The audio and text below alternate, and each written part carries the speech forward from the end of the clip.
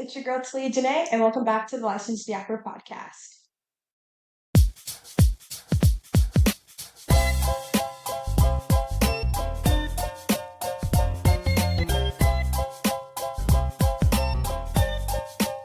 Hey guys, I'm so excited to be talking to you guys again.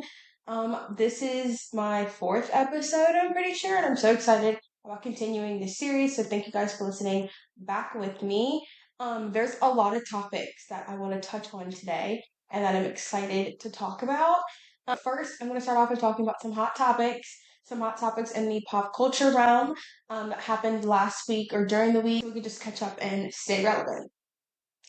So, the Oscars comes on Sunday night. I'm so excited. If you don't know me, well, a lot of you guys are start trying to know me, but I am a big movie and TV fan. The Oscars I 100% love. So I'm so excited to watch them on Sunday. I'm rooting for everybody black, just let me know. I died when Issa Rae said that a couple years ago, but I'm being so honest. Like, I want everybody who's black to win. I want Sinners to win. Every category that Sinners is in, I want them to win. I want Michael B. Jordan to win Best Actor. If it doesn't go to Michael B. Jordan, I'll give it to Leonardo DiCaprio for one battle after another. Um, People say Timothy Chalamet's in the running. People say that Timothy Chalamet's in the running, but here's why I think he's not going to win because of all the drama with that happened the past week of him basically saying how ballet and opera is a dying art and nobody wants to go see it. Ever since he said that, the opera and the ballet have been on his behind, y'all. They have been posting about it, tagging him. So I think all the bad press isn't going to lead to a good outcome for him. And then also, Marty Supreme wasn't an amazing movie. It was great and it was a good movie, but it isn't something I'd watch again. And you know, if it's a good movie, you can watch it another time. Sinners, I can watch over and over and over again. So I don't think he deserves that win. I think he's a great actor and I think he has a lot to offer, but I don't think he deserves to win for that role. I think that'd be crazy, to be honest. So I want Michael B. Jordan to win.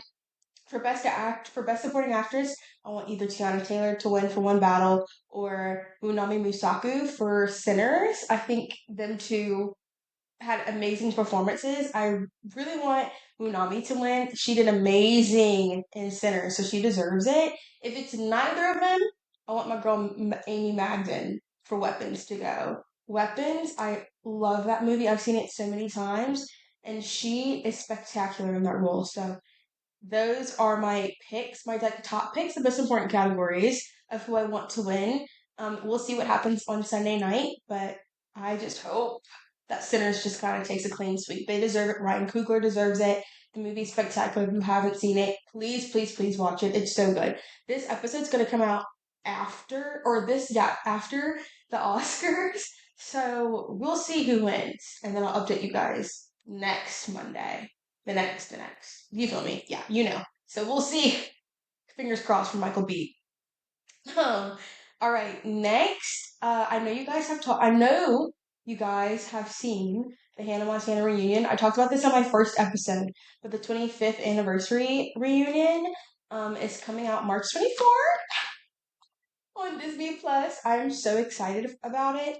Especially because I told you all my whole story about in the first episode about me having a Hannah Montana birthday party and how it was my favorite show, not how I had a Hannah Montana guitar. So I just feel like this is perfect for me. It's calling my name, and I'm so excited for this anniversary. We will be covering it and reviewing it on this podcast. So keep watching, keep listening if you want to see my thoughts on it. I saw the preview. She's in the wig, babe. And she like recreated a lot of the shots. So I think it's gonna be really cute and I'm excited about it. Yeah, so that's literally all of the pop culture topics that I feel like were important enough to talk about. I want to start doing this segment before I get into the main topic because I love pop culture. I'm obsessed with it. Like it's really bad, and I tried to hold back from it in the first couple episodes, but I just have to talk about it now. So I'm excited to like talk about this going forward. So if you love pop culture, make sure to listen in the beginning because I'll definitely get into that. But today's topic is something that I is very near and dear to me. It's a topic that I feel like a select few of women could really truly understand, and it is dating, but not just dating. the reality of what it's like dating as a Black woman, especially in the South. This is a topic that when I said I wanted to start a podcast, this is what I knew I wanted to talk about. This is something I had always just felt like I had a lot of experience in. And it's something that I feel like a lot of people don't understand or realize what Black women go through on a daily when it comes to dating. So I'm excited to dive deep so you guys can possibly understand or relate, or if you have Black friends, Black women that are friends, you can see where they're coming from, their struggles a little bit. Not all Black women experience the same things, but I feel like a majority of us will understand this topic and be like, yes, girl, I feel it. And then if you aren't Black, I feel like you'll kind of be able to relate to your Black friends a lot more and hopefully see where they're coming from with this topic. So, I live in the South. I live in Louisiana, and it's very interesting. The dating game is not easy. I'm also 23 years old for reference, and dating here sucks. Just point blank, it sucks. And there's so many factors that go into it. I think one thing that Black women have to do that a lot of races probably don't have to do is before I meet a man, right? When I see someone that I find attractive, I can't just act on it and be like, oh, bet I'm gonna like try and like get his attention or whatever. I don't. That's not the first thing that goes through my brain. The first thing is like, all right, now let me assess this man from afar and see if he is even into Black women. That's the first thing that pops in my brain when it's a white guy. And I live in the South, so mainly I'm gonna see like Black guys, white men, and like Hispanic men. So that's kind of where I'm talking about. But when I'm seeing a white man, I have to look at him, observe from afar, and say, is this a white guy that dates Black women? And then just by looking, and Black women, you get me when I say this, we can tell. We can tell just off the way they dress, their vibe. We can kind of tell based off of the vibe they're giving if they are interested in Black women or not. So I think of that. When it comes to Black men, you think I wouldn't have to, but yeah, especially in the South, I for sure have to look and be like, is this a Black guy that only dates white girls? Because those Black guys are out there. There's lots of Black men that only date white girls. They just do. And that's just how it is. So I'm like, okay, is this a Black guy that dates just white girls, or do I have a shot? Or if it's like a Latino or whatever, it's mainly like, I don't know about that either. That could be a little sus. So I have to really go down. I have to assess in my brain before I even approach someone. And again, I don't approach men. That's just something I don't do. We'll talk about dating again in the next episode. But this one's strictly about dating as a Black woman, but I think a lot of my white friends don't realize that I have to do that. Like, I feel like a lot of times they're like, Talia, shoot your shot or DM this person or whatever. And I always tell them no. One, because I'm not about to shoot my shot at no man. Like, if a man likes me, finds me like interesting or whatever, he'll come up to me. That's what I truly believe. But I also, when my white friends say that, especially, I'm like, girl, I gotta I gotta test the vibe before I could do that. Like I just can't just start flirting with someone because I don't know where they stand. And I also grew up in predominantly white schools. I remember back in elementary school, I was probably in like my second grade class. I had a Black teacher, but I was like one of two Black girls in the class. I'm the second, or like one of three Black girls in the class. Like it wasn't a lot of it growing up at a young age. Obviously, getting older, getting into high school, there was more, but younger wise, nah. Like it was pretty. It was a predominantly white school, and I feel like a lot of us that are Black, like group in the South, kind of deal with that. It's depending on what area you live in. And I remember growing up, and I feel like little Black girls think about this too, wondering if I was pretty or not. And what's crazy is I never thought I was ugly, right? I never felt that, but I always knew I was different than my friends. And when I was younger, I had more white friends than I do now. I feel like now I had more Black friends than white friends, but When I was younger, I had more white friends, and I knew there was a difference between us. And not even just a difference between us, I knew there was a difference between us with boys. I knew it, I clocked it. Nobody had to tell me. I felt it, I saw it, I heard it. I knew what the vibe was. And I don't think a lot of little boys growing up think or know that we're listening to what they're saying, especially me. I'm listening to what they're saying, how they're talking, and when they're talking about girls they're like or the crushes they have, I am nowhere included in that conversation, nor any other girl that looks like me is included in those conversations. So I might personally not think that I'm ugly or not pretty, but I start to realize, okay, I don't look like my white friends, and that's what they all are saying is pretty. I'm not that. So at a young age, I'm starting to realize, okay, I'm not the standard, right? I'm not the standard of what pretty is, and that's just how it's gonna be for me. And I remember in second grade, I had a crush on a little white boy. This little white blonde head, blue-eyed white boy. The basic. Like, you know what I mean? Just a little white boy. And I had a crush on him. And this is crazy because we were what, second? It was like second, third grade. So what are we, like nine, eight, nine? Not even eight, nine, I think. And I remember I had a crush on this kid, and I knew that he actually liked me back too. You could just tell. I think when little boys and little girls have crushes on each other, it's very obvious. And I had a crush on him, and this is the first instance, real instance that I can remember that I was like, ooh, my race is going to be an impact on how boys look at me. I remember we were walking down the hallway. My mom used to braid my hair and put the little beads at the bottom. I had my hair braided. And we were walking in the hallway, and one of my friends, as well, who was in our class, also liked him. And I remember we were walking in the hallway. He was in front of me, and it was me and her in the back. And we were walking, and I don't remember what the conversation was beforehand, but I remember I was just like, why won't you date me? Keep in mind, we're 8, 9 years old. Dating is crazy when you think about it. But I just remember being like, why don't you want to date me? And I remember him turning around. Okay, before then, we're walking in the hallway, and before, we were like, who do you think is pretty, me or we're gonna call the friend Hannah. And I'm like, me or Hannah, who do you think is pretty? And he points to me. And then I go, why won't you date me? Then why won't you date me? And he turns around and he looks at me and he goes, because you're black.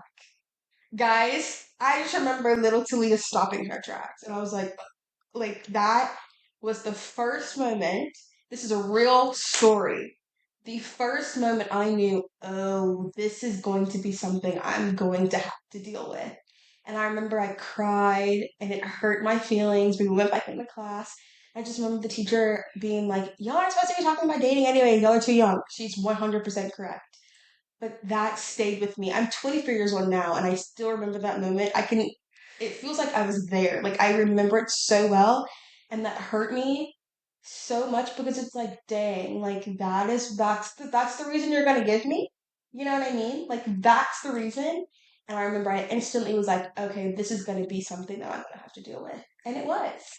And it wasn't just a one-off instance, it was something I had to deal with, and I'm still dealing with, and I'm 23 years old, and I don't think a lot of people who aren't black realize that. It's really, and I feel like a lot of other minority groups of women get it too, but I'm telling y'all, the black woman, it's a different beast. It's hurtful, it's a little scary, it's just like you feel like you're not enough, right? There's so many obstacles. And something that everybody should experience, which is love, dating, relationships, I have a big obstacle in the way of, and it sucks. And that I just remember that being like the focal point, and that being a very memorable moment in my life where I was like, oh, like this is gonna be something I'm gonna have to deal with for the rest of my life. And every crush that I had in grade school, because I went to a predominantly white school, a lot of them were little white boys. And I just remember hearing how they would talk about girls, and they would always be like, oh, I like blondes or I like brunettes. I obviously don't fall in either category. When a guy says, I like brunettes, they're not talking about a black girl. And black women, we automatically assume that that's not what they're talking about. So we clock out of the conversation. We're like, all right, I'm definitely not an option. I don't have a shot, so I'm not even going to go there with them. You hear that. You hear boys talk like that. And you're like, okay, well, me and Austin aren't gonna be anything. Like you kind of just know it, and it, it's a different kind of hurt. It's not like a it's like I don't even remember crying about it a lot growing up. It was just something I just like, well, I'm gonna have to deal with, and it sucked. But I just knew that was something I was gonna have to go through. And with living in the South, there's racism is still very much a thing everywhere around the world, especially in the United States. In the South, it's a little different. There's two different types of racism we come across. It's either like very blatant, like scary, very blatant Confederate flags in the front yard, like real, racist. Or it's on the other side of the coin where it's very subtle. They may not say the N word, they may not say racist things, but it's very much like my son or my daughter will not be dating outside of their race. And they might not be very vocal about it, but it's a presence. And if you're black, you know what I'm talking about. It's a vibe that they give. Black people or minorities in general, very quick on picking up, is this a safe environment?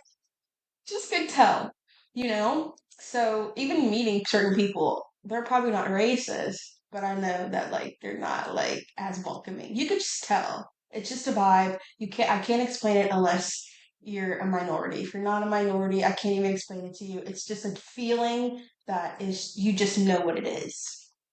And so I would find myself in situations where I was like, okay, well, and okay, when you're that young, we shouldn't be dating. We shouldn't be dating at 12 or 13. In my opinion, I don't think I had any business dating at 12 or 13. I wasn't dating at 12 or 13, nor did I need to. But that's when you start liking boys.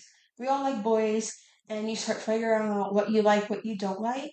But it was like, I couldn't do that because nobody liked me. Nobody wanted me, and it just felt dang, I know I'm not the prettiest girl in the room, but like, y'all really don't like me because I'm black. Like, that's really an obstacle I'm gonna have to go through. And it's a realization, it's a sad realization, but it's a realization that I knew I was going to have to I don't even like to say struggle with, just process. And it's what's crazy, it's like I remember y'all, I remember I was a very outspoken little girl. I still am. But I just remember I would like look at the girls or like even my friends that were white or I would just look at them in class and be like, I may not be quote unquote prettier than you as what these boys say, right? And when you're that young, society is the people you go to school with. That's your society. That's the people, right? We don't really we know what the world says, but our world is our middle school. That's the world, right? Everybody in that little group. So I'd be looking at them sometimes, y'all. I swear. And I'd be looking at them and I would just be like, I may not be what John Mark Jacob thinks is pretty, or they might think you're prettier than me, but I know I have a better personality than you, but they won't date me because you're prettier, because they think you're prettier. And I want, like, all my white girly pops to listen when I say this.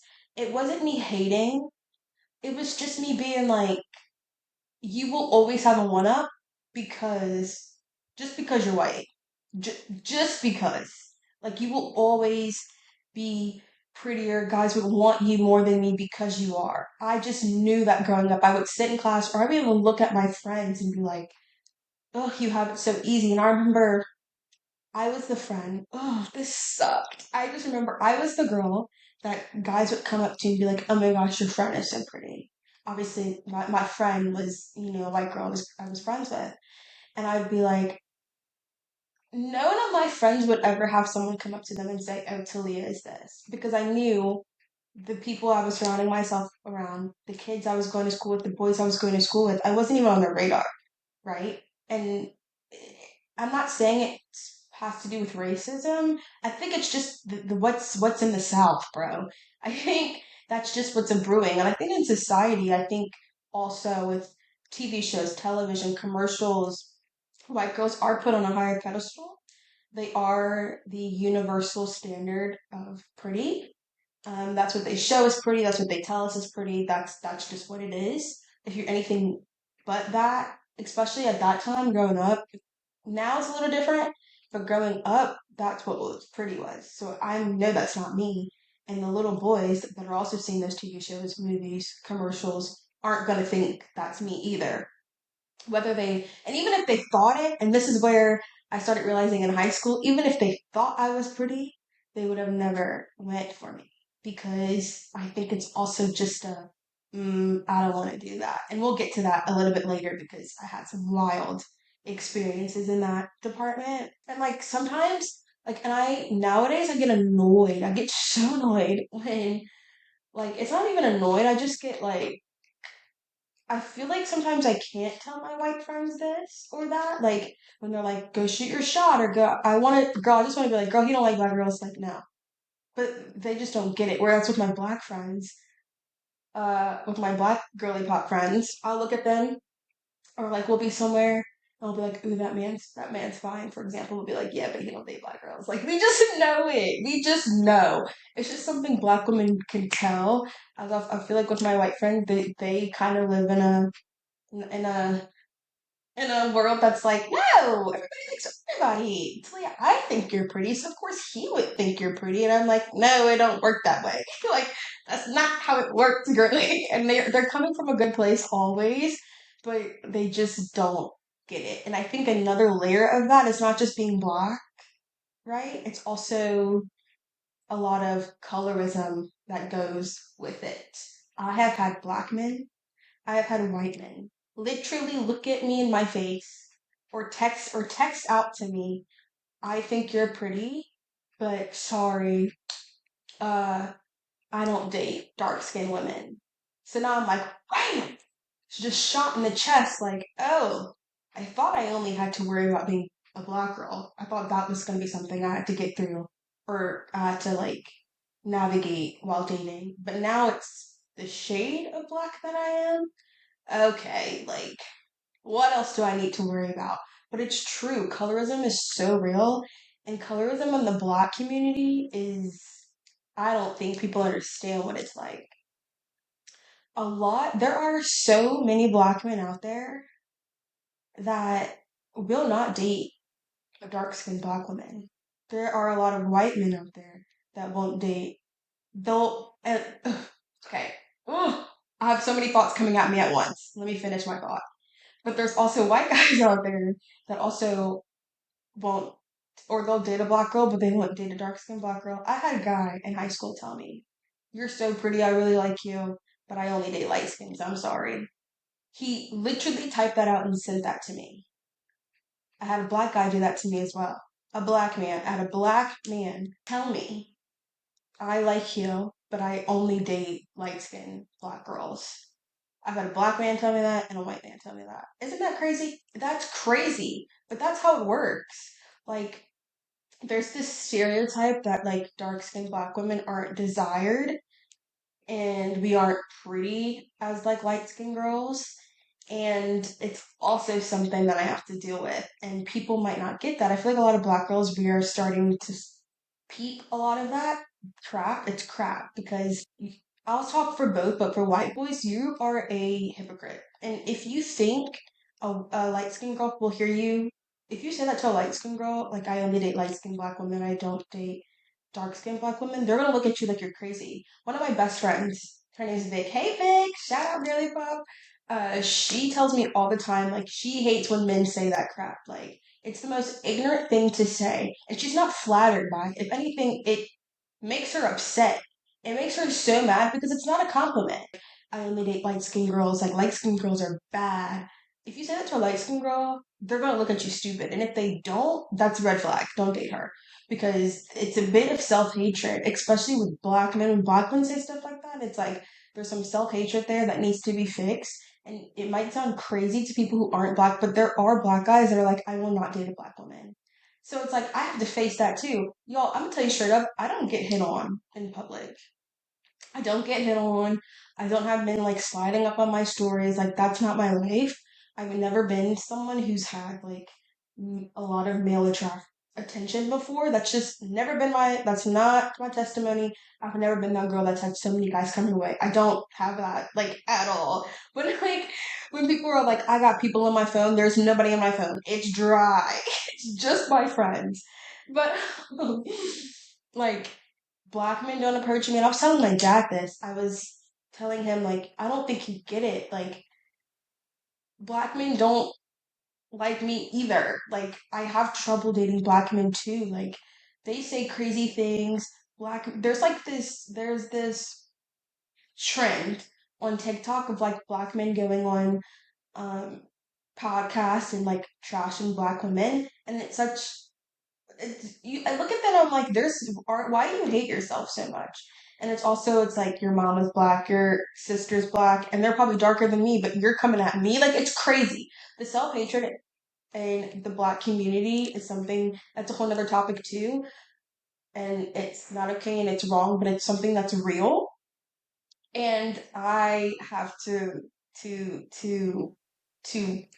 I have to deal with it, right? So I don't think I've ever had a black man come up to me in public and hit on me or slide in. I've never in my 23 years of life ever, bro. And that hurts and that sucks. Same thing with white guys. I literally, or if I do, I've had like white guys on Snapchat like tell me like, oh, you're the first black girl I've ever spoken to. Just saying that's not a compliment. It's just not a compliment. And or they'll say this. This isn't a compliment. They'll say you're the prettiest black girl I've ever seen. First of all, you're lying. You because I'm not. Let's be so for real. Rihanna's walking around. Beyonce's walking around. I'm not. I'm not. Like chill out, actually. And also, that's not a compliment. It's a backhanded compliment because it's like, oh, so black women aren't pretty, but I'm an exception. Like that's not gonna make me like you either. If anything, I'm gonna tell you off and then delete you. Like that's not a compliment either. I've had white guys tell me like, "Oh, you'd be the first black girl I'd be with," and I'm like, first of all, the fact that you think I'm even gonna be with you is crazy. And why do you need to tell me that? They still need to tell you that. There's a type of white man that they feel like they need to tell you that information, and it's like, who did I ask for that? Like, did I ask for you to tell me that? Like, it's so weird. And it's like, I don't know if they just get nervous, but it's not a compliment and needs to stop. So tell your friends, tell your brothers, tell whoever, don't say that. It's not a compliment because for you to be like, oh, you're the prettiest black girl I've ever seen, you're kind of saying black women aren't pretty, but you're pretty though. Ew. Like that is so annoying. That's an immediate delete. That's immediate ick.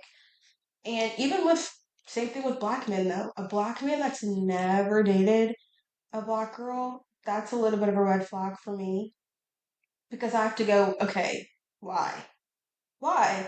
And sometimes it is because of our environment, you know? If you're in a predominantly white area, you haven't had that experience, right? Or black so sometimes that is something really red flag. It's kind of a beige flag. It's something I want to look into or want to know why.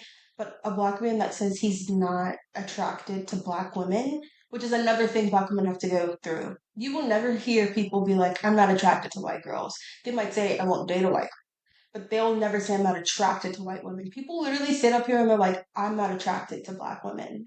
And it's like, so we're all ugly? Like, what does that mean? And to hear a black man say that, it's like, bro, please be so for real. But they do. They say that. I've been told that so many times. And it's like, there's something more there that's going on that makes you have that thought. And living in the South with a lot of white men, hearing white men, white boys growing up say, like, oh, black girls aren't pretty, black girls aren't attractive. It's like, why? Like, why? I genuinely want to know why. Because to me, it's rooted in something else. Because for someone to count out an entire race of people and say an entire race of people is not attractive, to me, that doesn't make sense. That's why the whole like It's a preference crap. I don't believe in that. That like I'd rather you just say like, um, I might not ever date a black girl than black women aren't attractive. Because that's just ludicrous and stupid. But again, it's things that I have to watch out for, right? I have to listen to those things to pick up on so it's like, where do I fall, right? Who will find me attractive? Where do I go? Dating is so hard. I have to think about all that. And it's like, if I do date outside of my race, like I remember my first boyfriend was white. And I remember talking to him and I remember the beginning of our relationship, I was like, oh, I'm nervous to like wear my bonnet in front of him. Like, there's different versions of me that I don't, will he like all versions? Will he not? Like, will he like me with my bonnet on? Or will he like, what if my hair's not straight? Is he gonna like my natural hair? Like, what is he going to like? Is he going to be attracted to me at every single stage of me? I have to think about that too. Like, or does he surround himself with black people? I think about that as well. Like if I'm considering dating someone who's white, I'm like, do they have black friends? Do they let their white friends say crazy things? Do they let their white friends say the N word? Do they say the N word? Do they say the N word when a song comes on? Do they feel like it's no big deal? Do their friends think that? What do they believe? What's their morals? I have to figure all that out before I can be like, yeah, and I want to date you. I'll be your girlfriend. I have to go through those steps. It's insane amount of things I have to think about before I'm like, yep, I'll go ahead and date you. It's like and then it's like, okay, right, like if I'm talking to a white guy and I feel like he checks off all those boxes, everything's good. But his friends say weird jokes that aren't funny, racist jokes, kind of borderline offensive things. Do they say the N word? I have to think about who does he surround himself with? Does he surround himself with people that don't do it as well? Or is he okay if they do it, but he just won't do it? Right? I have to think about that because it's like, okay, he doesn't, but his friends do, and those are the people he hangs out with. And sorry, but the quota of you are who you hang out with is true. Sorry, it's sometimes it's true in a lot of situations. So if I'm dating a white guy and his friends say the N word in every other sentence, or they say it, or they rap it, or they say offensive jokes, I have to be like, why are you hanging out with people that don't align with the things that you align with? That to me can be an ick, and I will break up with someone if their friends are like that. Point blank, period. Because that's not okay with me. If my friends do crazy things, I'm not going to be around people who do stuff like that. So I have to think about that, right? I have to think about all of it. I have to think about, will his family like me? Will his family be okay with you dating outside of your race if you're white? Because if your mama and pop aren't okay with it, I can't be with you. I don't want to be with someone who has a racist family or discriminatory family. I have to think about all of that. All of it. It's very exhausting. It drives me crazy, but I have to think about that because that's important. It goes way beyond me, right? It's something that I have to deal with. And I'll have to deal with if I'm with you. And if your parents are okay with it, or if or if your friends are weird and they say weird stuff, I have to think, am I gonna be okay with that? Is that something I can get through? Ugh. It's very weird, very suspicious. I literally remember an old friend of mine. She told me one of her friends started dating a black guy. Again, I live in South Louisiana. Things still aren't peachy keen out here, right? Everything's pretty much fine, good, but there's always those people that are just aren't okay with ruining the bloodline. Like they are really like that. And I remember she was telling me she has a friend who's white and she was dating this guy who was black and her parents did not like that. And I mean did not like that just because he was black. And she was engaged to him and her parents still aren't okay with it till this day. I personally, I don't know if I could do that. That's just not something I want to put myself into. And again, my white friends will never understand.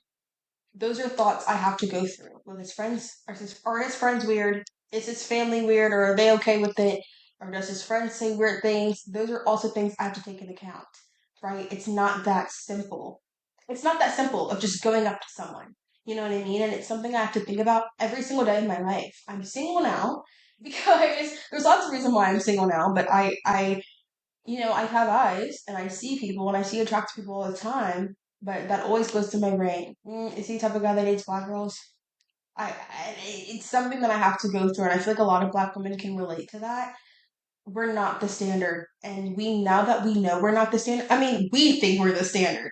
We think like we think we're fired. Don't get me wrong. I think I am beautiful. Period. I think body T, face T. I think I'm gorgeous, right? But I know other people don't perceive me that way. I know that. So I have to proceed with caution. I just have to.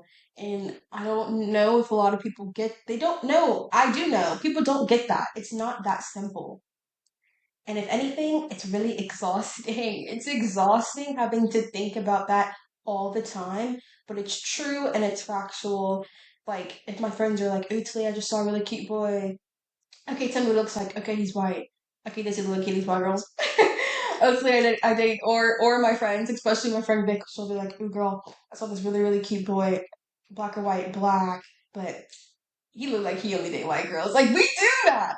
Black women, we can say we do that all the time. They just give off a vibe. Like, I don't think white girls walking around think about that. Because if you look at it today, right? A lot of black athletes, a lot of their wives or girlfriends are white. So I feel like white girls don't walk around thinking, will this black man like me? I think they just think they always have a shot. I don't walk around thinking I can have a shot with anybody. I don't. I don't know what that's like, sis. I love that for you, baby girl. I can't walk around like that. It's not that simple. It's way harder than it looks. And that's just how it is. But you always have those few, especially from high school, they'll just come back up. Be like, hey, kind of liked you in high school. And it's like, wrong, wrong. Because if you did, why didn't you? Right? Now I'm thinking there has to be an ulterior motive why you did it. It's crazy. Those always come back. And then it's like now on TikTok, it's also a trend. Oh, I can't stand it. I can't stand it. It's a trend of black men to go on TikTok and like bash black women. That's just been a thing now, and I can't stand that. I talk about that with my mother all the time. Like that's annoying. And then also it's a trend of like white guys to like go on TikTok and make TikToks, and all their TikToks are about like, oh, it's about like, um, they'll be like, oh, I only like black girls. I love black girls over here. This white boy loves black girls, black girls, black girls, black girls. Where it comes off phony and it comes off like, shut up. You're just trying, like, people say they like black women just to get clicks, just to get follows, because they know. Ugh, this is kind of sad because I feel like they know that deep down, a lot of us don't want to be accepted because it's not about that, but we love when a black woman is celebrated. We love people who celebrate black women. That's just something black women love. We love that. You know, we love when a black woman is being celebrated and people love her. We love that. So if we see people who are celebrating black women, we like you. Because it's like, yay, ally! Like, we love that. And they know we like that, so that they will make their all their content about how much they like black women. And babe, they don't like black women. They're just doing that for likes, for follows, for clicks. And what's crazy is I'll go in the comments and I'll see all these black girls in their comments like, yep, you know it, he know where it's at. And it's like, no, baby girl, he is using us for clicks. He's using us for clicks and follows, and that's wrong too. Like, leave us alone. Leave us alone. It's so annoying. Like, you're lying. You're lying. Because if you are, show me the last person you dated, and nobody's black. None of them are black. Show me your exes. Show me who you follow. None of them are black. You have to do that too. That just reminded me. Speaking of follows, I have to do that too. Let's say I'm talking to a white guy, right? And he's like, oh, I like black girls, whatever. And I date him. If all he is following is white girls, or all his exes were white, I kind of go, why do you like me? And people can say, oh, he just likes you. Like, what if he just likes you? But I have to say, no, no, no, no, no, no. If all of his exes are white, and then all of a sudden he likes me, I do think why. And to anybody else, they'd just be like, oh, he just probably hasn't, like, to my white friends, they're probably like, oh, he just hasn't or met a black girl or liked a black girl. But you like me, why do you like me? I'm not your type. I'm not your type. And then they'll be like, oh, well, sometimes you don't always end up with your type. Okay, true, but that's something that I have to think about. That you think is like a whatever, but I have to go, but why? Why do you like me? Is it a fetish thing? Or do you actually like me? They don't get it. They don't get it. Like, I have to think that way because it's weird. Why do you like me all of a sudden? Or even with black men. If a black man all of his exes are white and he wants to come holler at me, I go, why? It doesn't matter if they're a white boy. If it's a white boy or a black boy, same thing. All your exes are white. Why do you now want to date a sister? I, I'm speaking the truth. Why? I have to think to myself, why? I'm not your type. All your exes are blondes, babe. That's not me.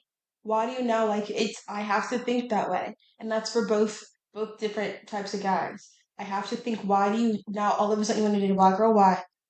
And other people are like, Talia, oh my gosh, like no, he just likes you, but it's like, why? I need to know why. It doesn't make sense. Like, I'm not your type. I want you to tell me why you like me. So, again, I don't think my white friends even get that. Like, I have to think about all these different things. If your exes or all your exes look one way, and I don't look like your ex, none of your exes, I'm going to think, why do you like me? I I do, and I feel like white girls do that too, but I don't think they get it on the race extent of it. I think they think of it of like, all his exes are blonde, I'm brunette, why does he like me? Right? But I think all your exes are blonde, I'm black, why do you want to date me? Right? That's a whole deeper thing that I have to think about. I'm telling y'all, we have to screen a man before we date them. It's not that simple, you know? And there's so many layers to it, and I think that's why I stay single. Like I would love to meet someone and love to fall in love. I am someone where if someone asks me who's my physical type, you will not hear me say a race because I don't. I think every race on the planet is beautiful. I think there's beautiful black men. I think there's, or not beautiful. I think there's handsome black men. I think there's handsome white men. I think there's handsome Asian men. I think there's handsome men that are Indian, that are Filipino, that are I don't anything Brazilian, Italian. I think every race of man is handsome. I always say my man is either going to be an athlete or he's going to be like from another country, not from America. I always say that. I always say that because I don't see like I'm not like I don't do that. I think there's beauty in everything. I think God made beautiful people in all races, and I'm not gonna. Why do I cut myself off only to black men when there's so many men around the ether, around the earth? Why would I do that? I am open to all. That's just me though. I think everybody should be that way. But hey, that's just me. That's just me. But yeah, like I there's so many different dating is very tricky, and it's not that it's just there's so many things I have to think about and so many things that are important to me because that is important. I want to know that you like me and that you, especially if I'm dating outside of my race, not only that you like me, that you see me, right? That you can see that I'm black. I will always be black. This whole I don't see color crap. That's stupid. Like if you don't see that I'm black, then you don't see me. Part of what makes me Talia is that I am black, so like that needs to be important. I need to be able to share things with you, have certain conversations with you. That's another thing that I feel like my white friends don't get either. Like if there are certain topics that I want to talk about, that I will talk about, I will talk about um black rights and the way black men and black women are treated. And if you get uncomfortable with me having those conversations as my partner, then how are we going to be together? You feel me? Like, because I could talk to a black man all day about that. He might agree with me, I might not, but that's a conversation that we can have because it we relate on it, right? If I'm dating someone who's white, like with my ex was white. I remember asking him like very important questions, like, what do you feel about things that happened in 2020 with George Floyd and all that. Like, where do you fall? Like, how do you feel about that? That's important to me because if you say something that um is not the right answer, I have to go, then I probably can't be with you. If I can't talk about those things, or if my boyfriend looked at me and been like, I'm uncomfortable talking about this, I'd have been like, what do you mean by that, sir? Like, I have to be able to have those conversations with you. It's important. It's who I am. I have to be able to talk about that. You know, the Black culture is very important, and if I can't talk to my partner about it because you're uncomfortable with it, we can't have hard conversations, then we have to put off the list. It's hard and it's crappy. And again, men have told me crazy things, and it's something I'll always have to deal with. But it doesn't discourage me. I think when you're younger, it's like, ugh, this is so annoying. And it's still annoying, but I feel like I know how to pick out the weeds. And, um, but I know it'll always make dating difficult for me, and I know dating for me versus how it is for my white friends is different. And uh, I know how I am supposed to go about it and approach it. And I think when you get older, you figure that out. So if you're a younger Black girl listening to this, babe, things do get better. But you also start finding your way, and you start realizing at the end of the day, if someone doesn't like me or if a man doesn't want to be with me because I'm Black, good riddance. Bye. See you later. It's best. I'd rather be single, right? Um, and to never sell yourself short, to always be yourself. You are beautiful. I think it's very important for Black girls to be told they're beautiful growing up. My mom always told me and my sister we were pretty. I remember every lady in church would tell us it's very important because we don't get told a lot. And society doesn't tell us a lot. And growing up, little boys in your class won't say it, and it's very important to tell little Black girls that they're pretty, that they're worthy, is a big one, and that um, you are Black and you are beautiful, gorgeous, and to sit in it, to love yourself, and be okay with it. Because I never grew up not wanting to be Black personally. Um, and even though I was envious of my white friends because of the guys that had crushes on them, I never wanted to be them. I never wanted to have blonde hair. I never wanted to have brown hair. I never wanted to have lighter skin. I've always loved the skin I was in, and I really credit that to my mother. Mary, I'm talking to you.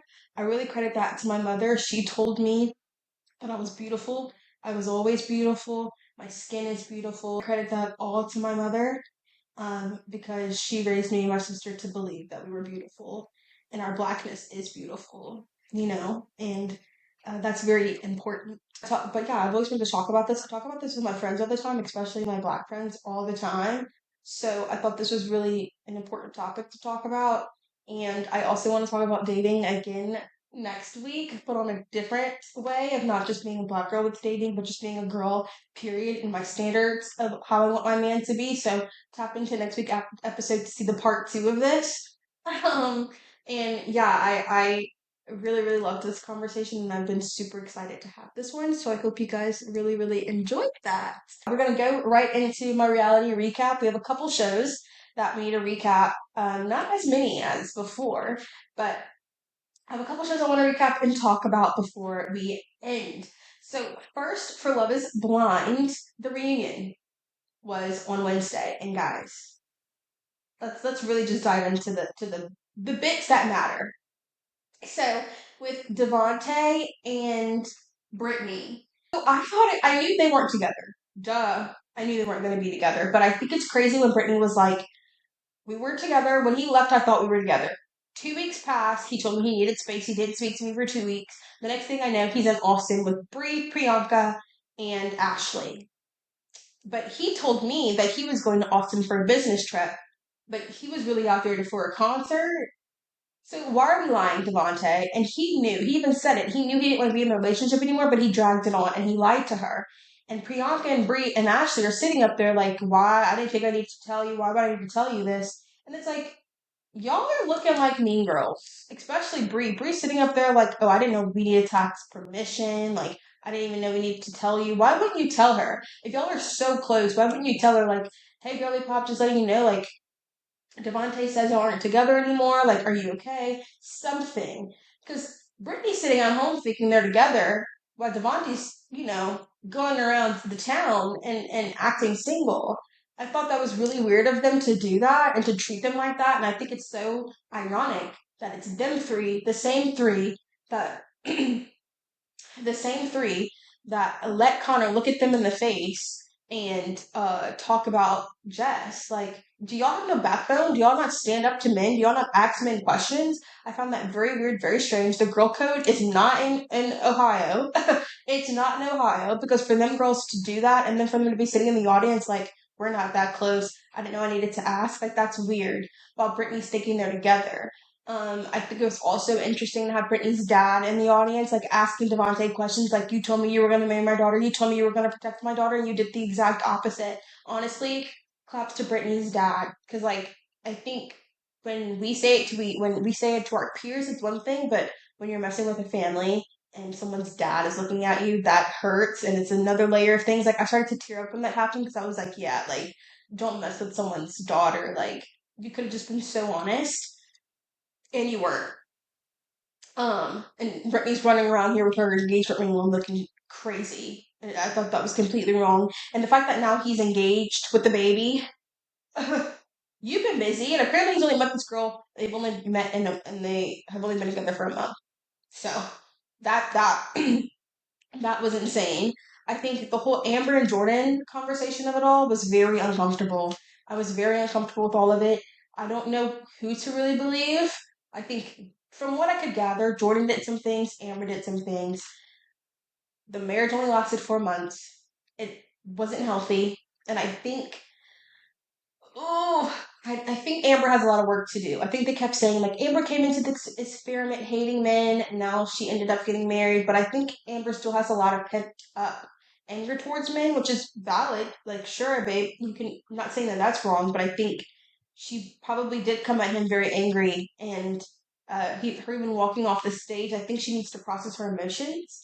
The whole situation with Emma, her kid, I have to put that on Amber. I know she was like, you didn't even say bye to Emma. I get that, but it's your responsibility as Emma's mom. Jordan, from what it sounds like, was not acting as, Emma's stepdad or dad. They weren't even living together. He didn't move in. So I think it was your place to protect your child. I don't have children, so don't shoot me. But I think it was her place to protect her child and to protect Emma and to protect her from that. And I think the whole thing is really sad, especially with a child involved, which is why I say I don't think Love is Blind is for people with kids. I'm sorry. I will keep on saying that. I think to put your children through this process is insane. To have your children build a relationship with this partner and then not to be with them. Like, guys, I know you're getting married, and so the process is fast, but we can't be putting children through this. I hope in real life you're not introducing your kids to men or women that fast, but I think it's always important to protect the kids. Love is Blind is not a show for people with kids. Sorry, I don't think it's healthy for the kid or for you, because if they say no, it's going to hurt more for you because you have a kid, and it will also hurt the kid. So I think we should stop casting people with kids. But that's how I feel about that. It was very uncomfortable. I didn't like it. Alex and Ashley, I don't really have much to say about them. The only thing with Alex is like he came up very defensive. The way he came at Vanessa, I thought was crazy.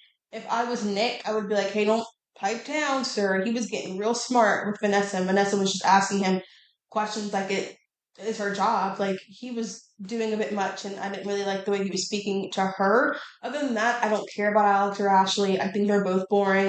Wasn't really a fan of Ashley. I don't like the way Ashley treats girls. She doesn't have girl code, and Alex is a man. So what do we expect? Connor and Bree, I don't care about them either. They're boring. Last episode, I said that they were going to be together. They are together. Bree's also mean girl. I don't like her either, so I don't really have much to say about them.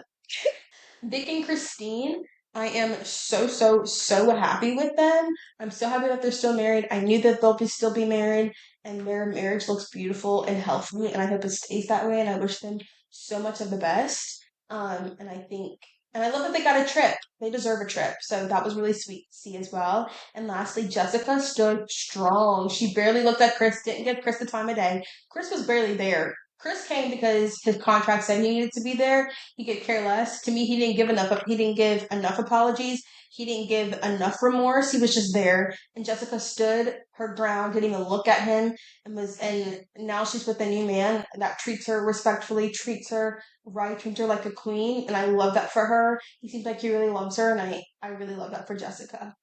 Love is Blind usually comes on like twice a year, so I'm pretty sure we'll be back on the Love is Blind train. But I'm kind of happy to put the season to bed because it was a lot. Moving on again to Summer House. I really, really, really like this episode of Summer House. Okay, starting off with the Ben and Bailey stuff, guys. That was a little uncomfortable. I could see, first off, I can see where Ben was coming from. Bailey was doing a lot, and Bailey's joke wasn't funny.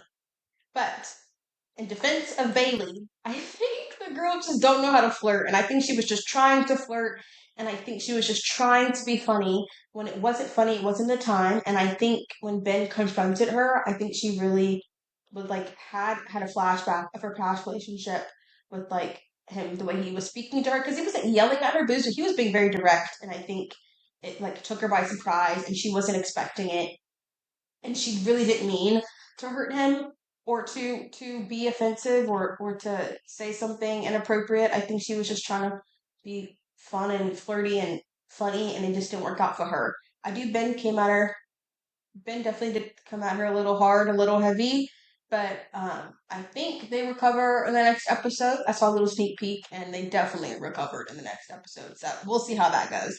I also want to talk about KJ. I love KJ. I love how much of a lover boy he is. I love. We don't see a lot of Dara, but I think him and Dara's relationship is very cute and very like honeymoon phase. And I love how he wants to take her out all the time and see her all the time. We need more lover boys in the world. He's a man with intention, and when he knows what he wants, he gets it, and he's not gonna let it go by him. So I really really love that. I think it's really cute. I want to see more. Now let's get to the meat and potatoes. Sierra and West. Okay, there are different types of people when it comes to Sierra and West. It's one, they're like, ugh, please don't be together. They should not be together. They're not for each other. Then it's the people that are like, oh, I love West and Sierra, but I don't know if my heart can go through this again.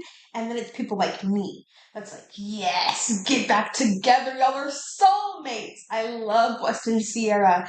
And I think what the only thing I worry about is because we know Sierra is a woman of intention. And I just don't know if West is ready yet. He sounds like he's ready.